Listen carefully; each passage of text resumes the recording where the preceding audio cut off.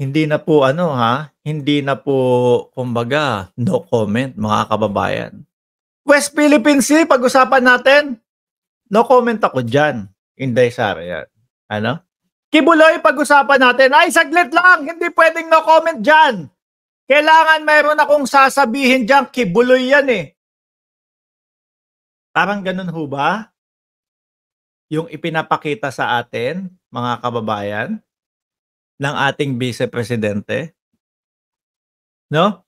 West Philippine Sea, pag-usapan natin. No comment ako dyan. Baka mamaya marinig pa ako ng China. No, na pumapabor ako sa presidente na hindi natin ibibigay kahit kapiranggot na lupain natin o kalupaan o katubigan natin. Marinig ako ng China, magalit sa akin yun. O pag sumagot naman siya na positibo sa China, marinig naman natin sibak ang 2028 presidential election.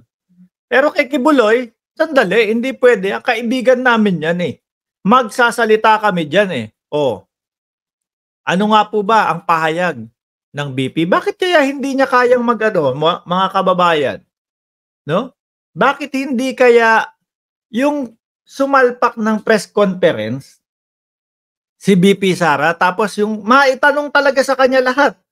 No? BP, bakit no comment ka sa West Philippine Sea? Bakit kay Kibuloy may komento ka? Bakit ganyan? Yung mga unexpected na mga tanong, mga kababayan. Kapag press con ho kasi talagang ganun eh. Mabubulaga ka doon sa mga katanungan eh. O hindi lang kayang sumagot ng ora-orada ng ating Vice Presidente. Pahayag!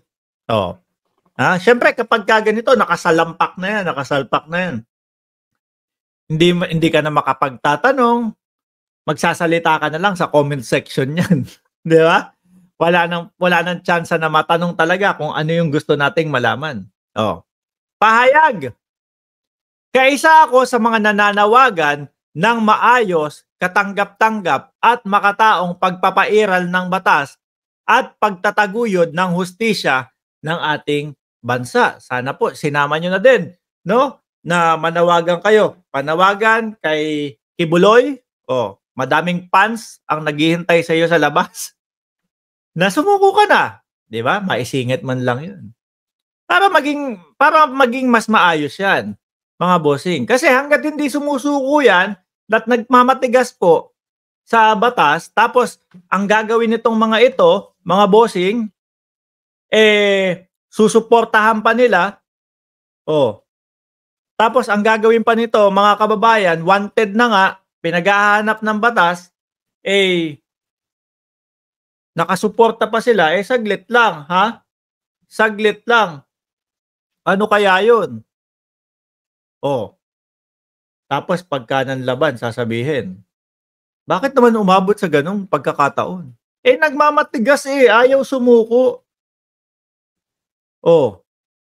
Kaisa ako sa mga nananawagan ng maayos, katanggap-tanggap at makataong pagpapairal ng batas at pagtataguyod ng hustisya sa ating bansa. Para makuha ni Kibuloy yung sinasabi niyong hustisya, pasukuin nyo, kayo mismo yung magsabi, Kibuloy, sumuko ka na. Lumabas ka na dyan sa doorknob mong diamante. Kasunod ito ng magulong pagpapatupad. Magulo pa ng warrant of arrest. Yung mga fans ni Kibuloy yung nasa labas yung magulo dun Sila yung bumabanat doon sa mga kapulisan BP naman. Kasunod ito ng magulong pagpapatupad ng arrest warrant kay Pastor Apollo C. Kibuloy kahapon na sanhi ng questionableng pagpapakita ng Saan nyo na nabalitaan yon? Madam Vice President, saan nyo po nabalitaan, na sobra ang pagpapakitang puwersang ginawa ng mga kapulisan? Oo, madami sila doon. Napakadami nila doon para sa iisang tao na bastos sa Senado, bastos sa Kongreso, bastos sa batas ng Pilipinas, na merong pamilyang nakaback up sa kanya. Natural lang. 100, 200 kapulisan, dagdagan niya sa susunod 'yan, eh. Pero ang hindi ko maintindihan dito, 'no, nagpe-fake news ba yung ating Vice Presidente? Grabe naman 'yun. Hindi ba napanood ng Vice Presidente kung ano yung mga nangyayari? Kung sino yung mga umuupak doon sa mga kapulisan? Oh, para sabihin niya na sobra-sobra at labis na puwersa sa harap ng mga sibilyan? Eh, yung mga sibilyan dun, yung mga fans ni Kibuloy yun, eh. Oh, sila nga yung umuupak sa kapulisan, eh. Iangat natin. Sa ating pagpapairal ng batas, huwag nating kalimutan ang kaligtasan ng lahat. 'Di ba ho sila yung bumabanat? Kaligtasan na nga ho ng kapulisan natin, yung ikinababahala ng mga manonood ho, eh. Huwag nating kalimutan ang kaligtasan ng lahat, lalo na ng mga sibilyan at mahalaga ang matiyak na malayo sa panganib ang mga kabataan. O sila din ho yung gumamit ng kabataan dun. Ano ho? Sila ho yung gumagamit ng kabataan dun. Inilagay nila dun, iniutos nila dun na, "Oh, sige, panangga ko kayo." 'Di ba, yung mga fans ni Kibuloy. Oh, yung mga fans ni Kibuloy, sabi, "Oh, sige, diyan kayo sa gate, panangga ko kayo." Ano? Siguro inutos nila, labanan niyo yung kapulisan kapagka nagpumilit pumasok. Eh, may warrant of arrest ang mga kapulisan, legal yung gagawin nilang pagpasok doon.